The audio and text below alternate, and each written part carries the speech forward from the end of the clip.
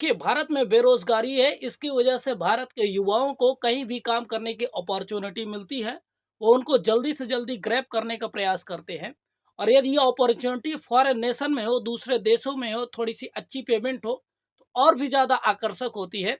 और ऐसी ही अपॉर्चुनिटी को ग्रैब करने के लिए बहुत सारे जो इंडियन यूथ है, वो लाओस गए और वहाँ पे जाने पे क्या हुआ, वहाँ पे जिस ऑर्गेनाइज़ेशन में काम करना था, वो इल्लीगल एक्टिविटी से जुड़ा था और उसमें गैर कानूनी क्या था देखिए, उन पर्टिकुलर ग्रुप का काम ही था कि वो लोगों को हायर करते थे और उन्हीं के नेशन और उन्हीं के देश और उन्हीं के देश के लोगों को इस प्रकार से मजबूर करते थे कि वो ऑनलाइन फ्रॉड का काम करें। देखिए, होता क्या था कि लाओस में इस ऑर्गेनाइजेशन ने जिन भारतीयों को एज अ जॉब में हायर किया था, उनकी कंडीशन बिल्कुल खराब थी। उनको कई बारी तो टाइम से भोजन नहीं मिलता था, कई बारी बहुत ज़्यादा ओवर वर्कलोड कराया जाता था और काम ये था कि आप इंडियंस को फ़ोन करिए और अलग-अलग तरीके से जो ऑनलाइन स्कैमिंग होती है, यानी किसी भी तरीके से फ्रॉड करिए और उनसे पैसे निकालने का कार्य करिए। कई बारी इन इंडियंस को टारगेट दिया जाता था कि आपको इतना करना होगा, उसके बाद ही कुछ हो सकेगा। इस प्रकार से एक हैवी वर्कलोड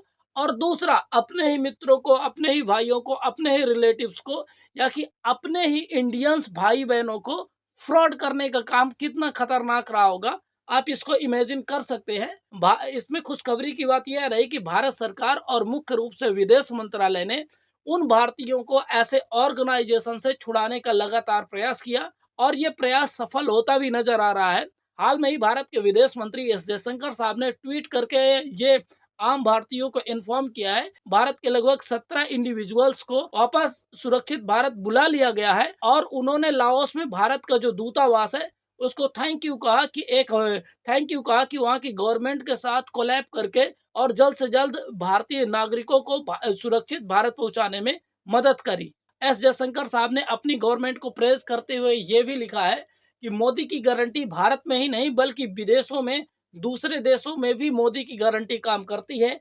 यदि कहीं भी हमारे नागरिक फंसे होते हैं, हम हर संभव प्रयास करते हैं और सफल भी होते हैं उनको वापस सुरक्षित भारत लाने में। इसका एग्जाम्पल चाहे यूक्रेन के युद्ध में हो या कि अलग-अलग हिंद महासागर रीजन में देखता हूँ, न केवल भारतीयों को, कई बारी पाकिस्तानियों को, कई बारी यूरोपियन नेशनल्स के जहाज़ों को इंडियन नेवी ने रेस्क्यू किया है। तो क्या आप ये मानते हैं कि मोदी की गारंटी दूसरे देशों में काम करती हैं?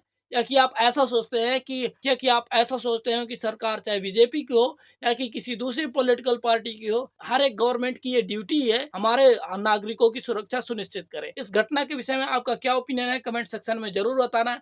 ऐसे ही इंटरेस्टिंग एंड इन्फॉर्मेटिव वीडियो हम आपके साथ साझा करते रहते हैं। तो ये वीडियो अच्छा लगता है, हमारा काम अच्छा लगता है तो please subscribe to this channel. Thank you.